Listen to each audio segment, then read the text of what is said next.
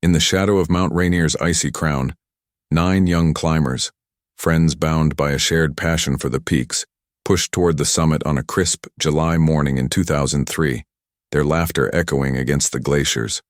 But as a sudden whiteout storm swallowed the mountain whole, they vanished without a trace, leaving behind only frozen tents and unanswered questions. For 3 agonizing months, families clung to fading hope, while search teams combed the unforgiving slopes, until a lone ranger's patrol uncovered a battered digital camera half buried in the snow, its final footage revealing a chain of events so harrowing it would haunt investigators for years. The image on the small LCD screen flickered like a ghost in the dim ranger station light, frozen on a line of silhouetted figures teetering along a knife-edge ridge, their faces twisted in unspoken terror. Outside, the wind howled across the Paradise Visitor Center, where the first whispers of the tragedy had begun just weeks earlier. It was July 15, 2003, and the group had arrived at the base of Mount Rainier, full of the easy confidence that comes from youth and experience. They were a tight-knit crew in their 20s and 30s, mostly from Seattle's outdoor scene, office workers by day, adrenaline junkies by weekend. Leading the pack was Jordan Hale, 28, a software engineer with a quick grin and a knack for route finding that had earned him the unofficial role of trip planner. Beside him was his fiancée, Riley Harper, 26, a graphic designer whose steady hand with the camera captured their adventures in vivid detail. The others rounded out the dream team: Micah Reed, 29, a burly park ranger with a dry wit; Nolan Pierce, 31, the group's medic and a physical therapist; Gavin Locke, 27, a quiet architect who sketched maps in his spare time; Theo Brandt, 30, an adventurous teacher with a love for high-altitude photography; Silas Ward, 25, the youngest, a recent college grad fueled by boundless energy; Ronan Cade, 32, a construction foreman whose strength was legendary; and Declan Merrick, 28, a sales rep whose infectious optimism kept spirits high. They weren't novices. Each had summited Rainier before, some multiple times, and this trip was meant to be a celebration, Jordan and Riley's engagement hike, a chance to bond before life got too serious. Rainier, at 14,411 feet, was no joke. The volcano's glaciers creaked like living beasts, riddled with hidden crevasses that could swallow a person whole. Avalanches were a constant threat, especially in summer when warming snow turned treacherous. But the forecast that morning was clear, partly sunny, winds light. They started from Camp Muir at 10,000 feet just after dawn, roped together in teams of 3, their crampons crunching rhythmically on the disappointment cleaver route. Riley, ever the documentarian, slung her new Olympus digital camera, a compact model with a flip-out screen, rugged enough for the wild, over her shoulder. It was her pride and joy, a step up from film, letting her review shots on the spot. As they ascended, she snapped candids, Jordan leading with a wave, Micah cracking jokes about the stair-stepper from hell, the group pausing for a photo op against the mountain's snow-draped flanks, their colorful jackets a defiant splash against the white. By noon they were at 12,000 feet, the air thinning, breaths coming in sharp bursts. The views were staggering. Endurance Peak to the east, the Cascade Range stretching like a rumpled blanket below. They shared energy bars and hot cocoa from thermoses, toasting to the summit ahead. "This is it," Jordan said, clapping Riley on the back. "Our mountain moment." But as they crested the cleaver, a subtle shift rippled through the air. The sky, once blue, hazed over with fast-moving clouds. A chill wind picked up, whipping snow crystals into their faces.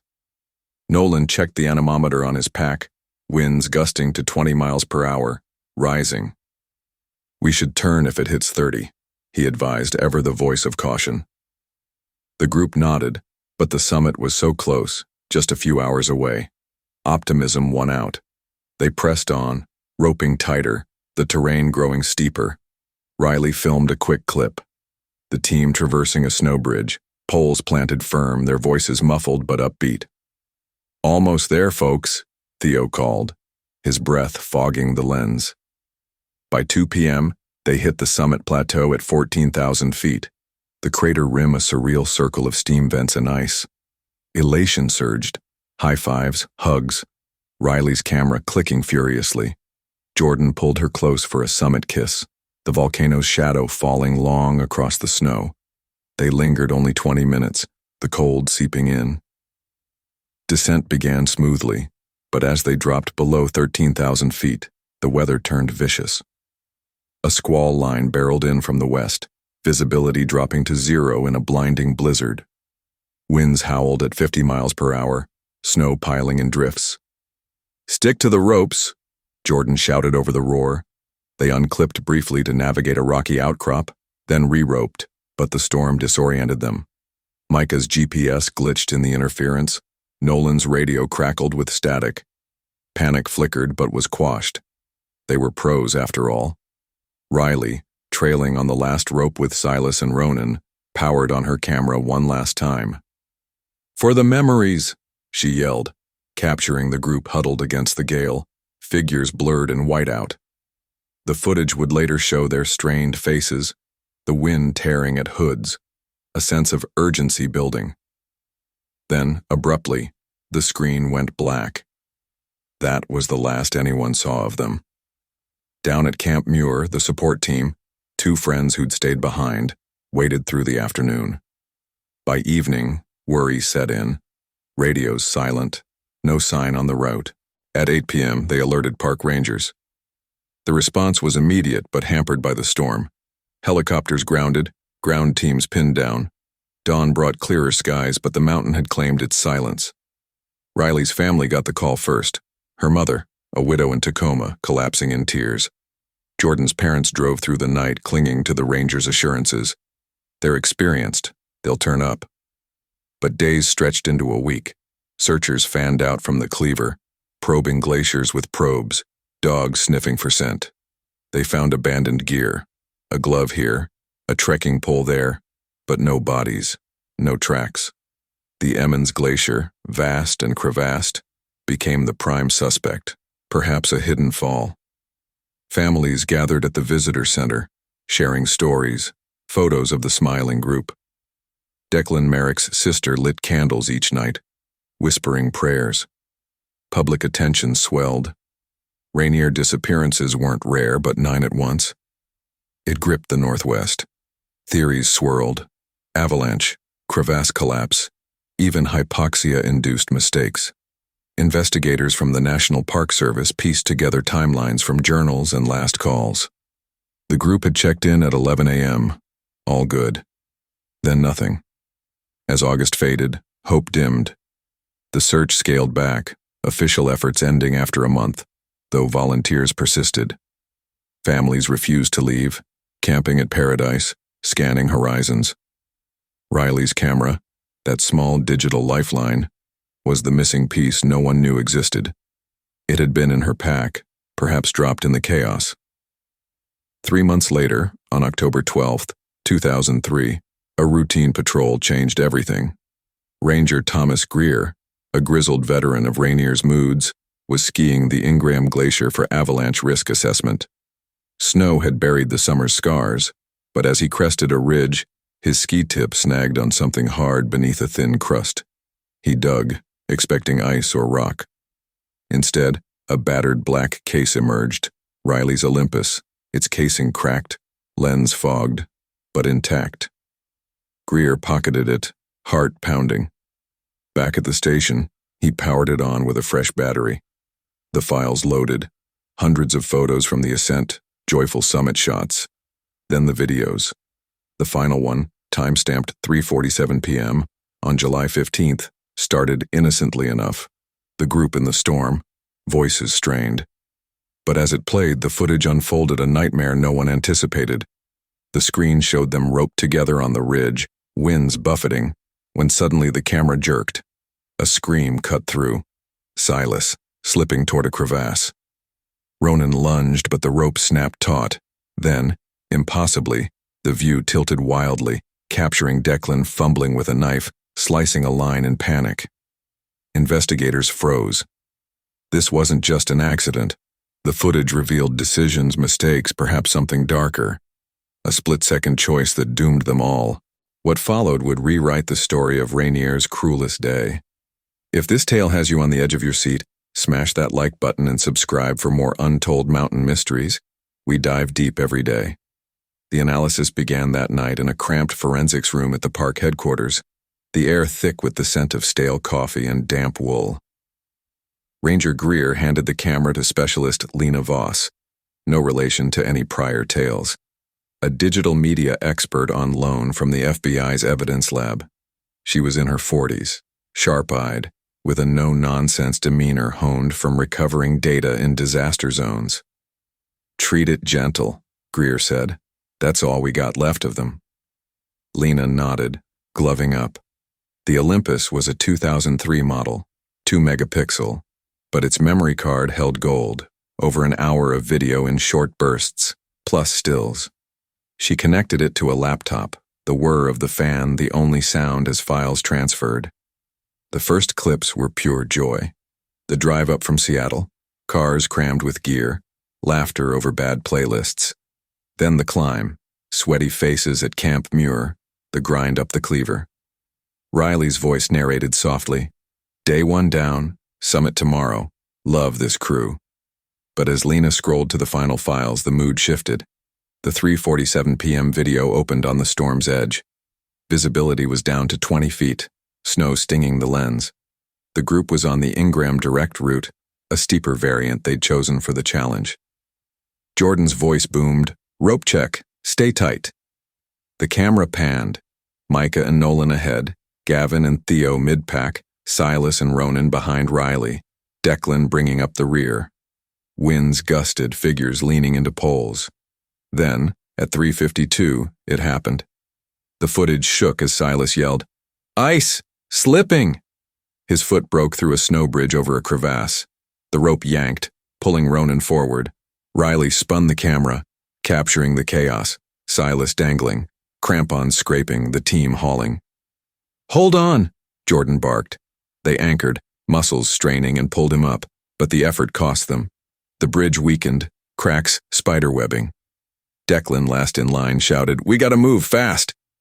They unclipped to reroute, a risky move in the blizzard. That's when the knife appeared. In the shaky frame, Declan's gloved hand fumbled at his harness, pulling a multi-tool. He sawed at a frayed section of rope, not the main line, but a Prusik loop that had tangled. Or was it? The cut was quick, deliberate. The loop gave, easing tension, but in the jolt, Gavin stumbled. The camera caught his fall, tumbling into the white, a scream swallowed by wind. Riley lunged, but Theo grabbed her. "No, he'll signal." The group froze, scanning for his whistle, his light. Nothing. Seconds later, the video cut as Riley dropped the camera to help search. Static. Lena paused, rewinding. "This isn't right," she muttered to Greer. "That cut, it's off. Look at the angle." Frame by frame, it showed Declan's tool not on the loop, but nicking the main rope between him and the others. A subtle sabotage, or panic. The implications hit like an avalanche. If Declan had weakened the line intentionally, it explained the vanishings, not one accident, but a cascade. But why?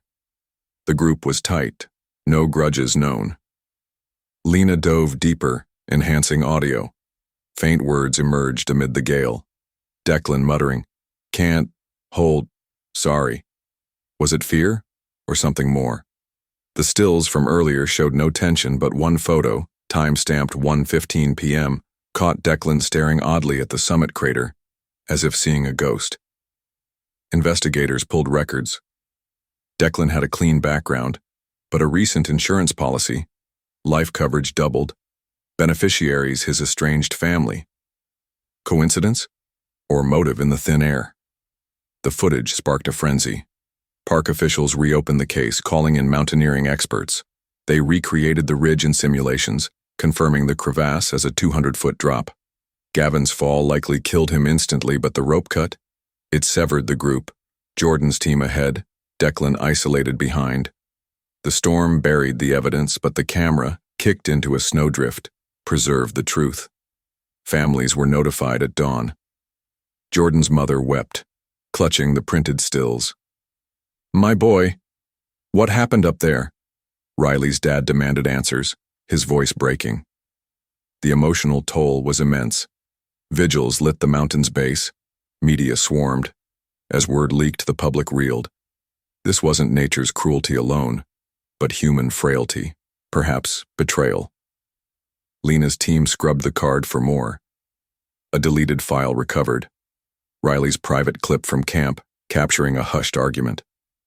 Declan, voice low. I can't do this, the pressure, and it's too much. The others reassured him, but his eyes darted. Hypoxia? Or deeper secrets? The investigation deepened, tracing the group's bonds. They'd met through a Seattle climbing club, bonded over years of trips. No debts, no enemies, except Declan's recent divorce, whispers of financial strain. Ronan Cade's widow shared emails. Declan borrowing money, promises unpaid. Was the climb a setup?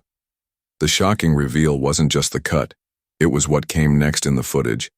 After Gavin fell, the camera dropped, landed lens up in snow.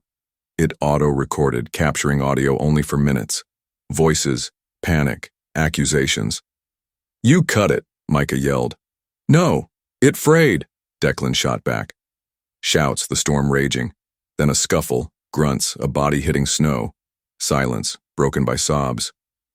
We leave him, Jordan decided. Save who we can. But the ropes were compromised. The group scattered in the whiteout. Crevasses claimed more. The audio ended with Riley's gasp. Camera. Battery. Fade to black. This partial truth shattered assumptions. 9 vanished, but the footage suggested survival for some, then deliberate choices. Search teams returned, probing deeper into the glacier. Drones weren't an option in 2003, so ropes and patience. Weeks later, a probe hit pay dirt, Ronan's ice axe, bent. Nearby, Theo's pack, empty. Bodies emerged slowly. Gavin first, at the crevasse bottom, impact fatal. Silas next, hypothermic in a drift. But Declan? Missing. The camera's secrets fueled theories. Did he cut and run, abandoning them? Investigators pored over timelines, weather logs confirming the squall's ferocity. Mountaineering consultants noted the knife cut's precision. Not a fray, but a slice. Declan's tool, recovered from his tent gear, matched the blade marks. The shock rippled through the climbing community. Rainier, a rite of passage, now bore a stain. Families sued for deeper probes, demanding Declan's fate. Riley's footage became Exhibit A, played in hearings, its grainy horror etching into minds. As winter gripped the mountain, the case hung open.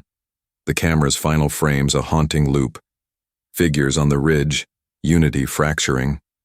What drove Declan? Greed, fear, or the mountain's madness? The answers lay buried, waiting for spring's thaw. The spring of 2004 thawed Mount Rainier's icy grip, revealing secrets buried beneath the snow as search teams returned with renewed urgency, driven by the camera's chilling revelations. Ranger Thomas Greer led the effort, his weathered face etched with determination, knowing each probe could unearth another piece of the puzzle. The Olympus footage had ignited a firestorm. Declan Merrick's possible betrayal haunted every discussion, and the families demanded closure. Drones were still years away, so the team relied on ropes, dogs, and sheer grit, scouring the Ingraham Glacier, where the last audio hinted at chaos. On April 10th, a dog's bark pierced the silence. Micah Reed's frozen form, curled in a crevasse, his ice axe clutched tight. Nearby, Nolan Pierce's med kit lay scattered, suggesting he'd tried to save someone before succumbing to the cold. The recoveries confirmed the group's split. Jordan's team ahead, Declan isolated, the rope cut a fatal divide. But where was Declan? The question gnawed at investigators as they dug deeper. Specialist Lena Voss analyzed the audio further, isolating Declan's "sorry" amid the storm, a confession or a plea.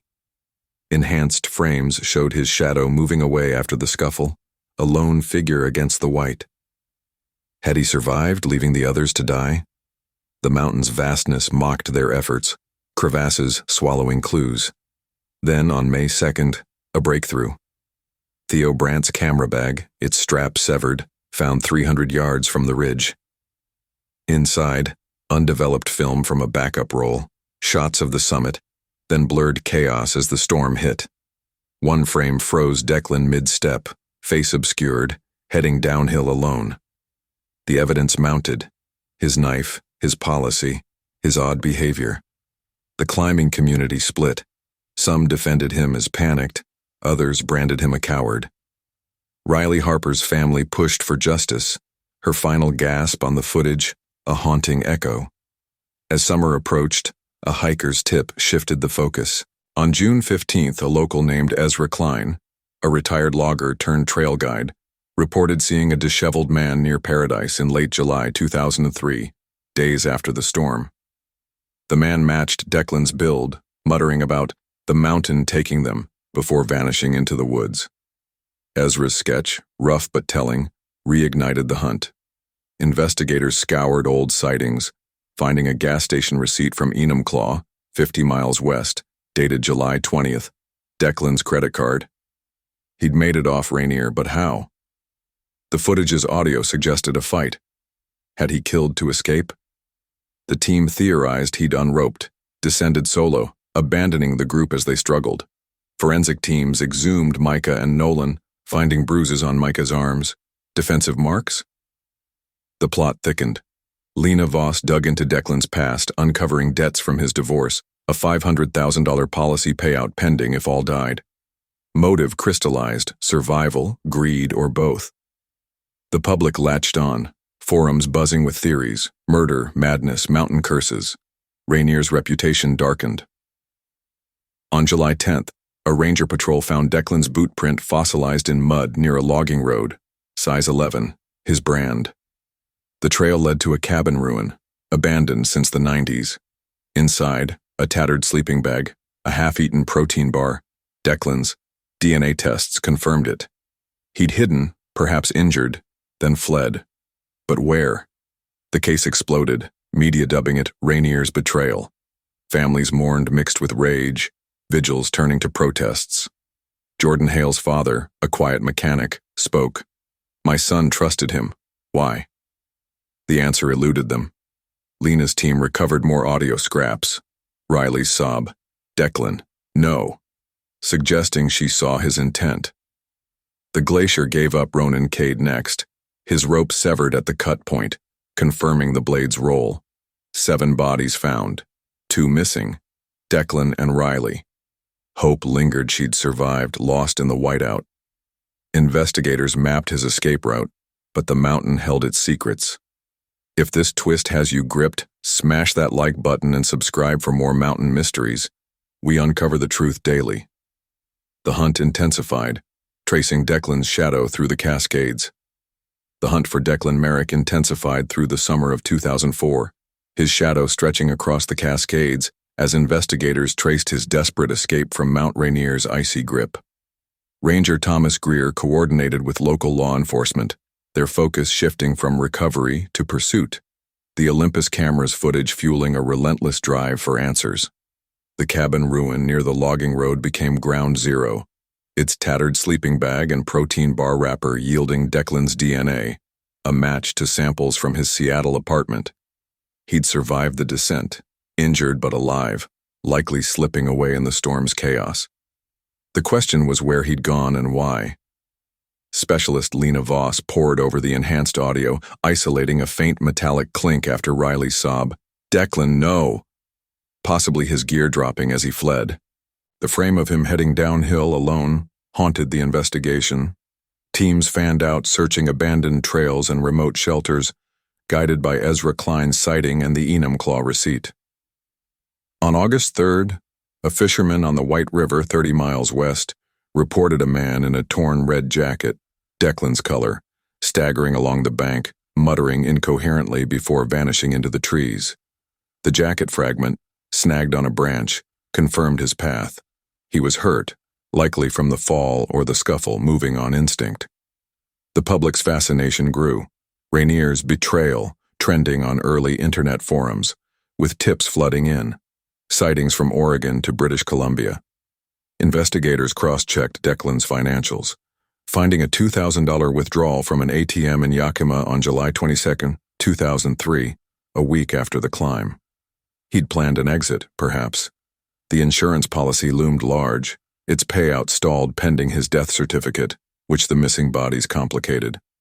Families pushed harder, Riley's dad funding a private search, hiring trackers to comb the river valleys. On September 10th, they struck gold. Declan's multi-tool, blade chipped, found buried under leaves near a creek bed. The cut marks matched the rope from Ronan's body. Proof of intent. The climbing community reeled, debates raging over whether hypoxia or malice drove him. Lena's analysis suggested both. The thin air could have unhinged him, the dead a trigger. The footage's final audio, a gurgling breath after the clink, hinted at a struggle. Had he silenced someone? Riley's fate hung in the balance. Her body eluded them, fueling hope she'd escaped. Searchers expanded to the Cascades' rugged heart, where Declan might have holed up. On October 5th, a hunter's trail camera snapped a blurry figure, tall, limping red jacket, near Mount Adams, 50 miles south. The timestamp 3 a.m. suggested he was still moving, evading capture. Investigators theorized he'd targeted the group, cutting the rope to shed weight and debt, then fled as the storm covered his tracks. The public turned hostile, billboards pleading for tips, vigils now demands for justice. Jordan Hale's father joined patrols, his quiet resolve a stark contrast to the media frenzy. On November 12th, a logger found a blood-stained bandage in the Gifford-Pinchot National Forest, DNA matching Declan's. He was wounded, weakening. The chase narrowed, but winter closed in, snow burying leads. By December, the case stalled. Declan a ghost in the wild. Families held a memorial on Rainier's slopes, releasing lanterns for the lost. Riley's camera, now evidence centerpiece, played on loop in court prep, her voice a plea, Declan's shadow a curse. Investigators awaited spring, mapping his likely route to a remote cabin network. The mountain's silence mocked them, but the truth edged closer. If this chase has you hooked, smash that like button and subscribe for more untold mountain tales. We reveal it all daily. Spring 2005 brought a thaw and a chilling discovery. Spring 2005 brought a thaw to the Cascades, and with it, a chilling discovery that would finally pierce the silence surrounding Declan Merrick's flight from Mount Rainier. Ranger Thomas Greer led the renewed search as snow receded, his team bolstered by fresh trackers and the weight of 2 years' unresolved grief. The blood-stained bandage from Gifford-Pinchot National Forest had pointed them to a cluster of abandoned cabins near Mount Adams, and on April 18th, they found it. A dilapidated shack, its door hanging ajar.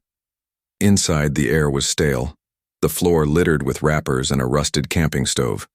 In the corner, slumped against the wall, was Declan Merrick, his red jacket faded, his body emaciated, dead for weeks. The cause? A gunshot wound to the chest, self-inflicted, a .38 revolver clutched in his hand. Beside him, a journal, its pages waterlogged but legible, spilled the truth. Specialist Lena Voss transcribed it under harsh fluorescent lights, her hands steady despite the horror. Declan's entries began July 16, 2003, post-storm. Made it down, cut the rope, had to, too heavy, sorry. He detailed the descent, the guilt, the plan to claim the insurance after faking his death. But the storm disoriented him. Injuries slowed him, and paranoia set in. Hikers, rangers, the law closing in. By August, he wrote of hearing voices, Riley's, accusing him. The final entry, dated March 10, 2005, read, "Can't run anymore. The mountain knows."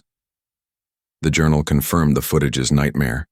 He'd sliced the rope deliberately, shedding Gavin and the others to save himself, then fled as they perished in the whiteout. Riley's body remained unfound, her fate a mystery. Did she survive briefly, only to succumb? The revelation shattered families. Jordan Hale's father collapsed at the news, Riley's dad vowing to find her remains. Autopsies on the recovered, Micah, Nolan, Ronan, Theo, Silas, Gavin, showed hypothermia and trauma. The rope cut a fatal catalyst. Declan's bullet ended the chase, but not the pain.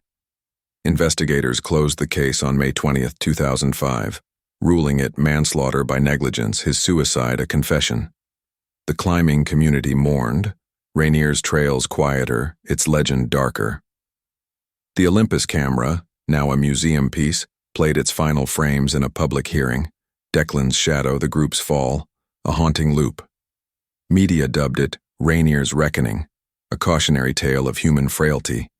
Families held a joint memorial, releasing ashes into the wind, hoping Riley's spirit found peace. Tips still trickled in, but the mountain kept its secrets. The journal hinted at a buried pack, Riley's, near the shack, yet searches found nothing. Hope lingered she'd escaped, lost to time. The case faded from headlines, but not hearts. If this resolution has you stunned, smash that like button and subscribe for more mountain mysteries. We uncover the untold every day. For those touched by this tale, share your thoughts below. Did Declan act alone, or did the mountain claim them all?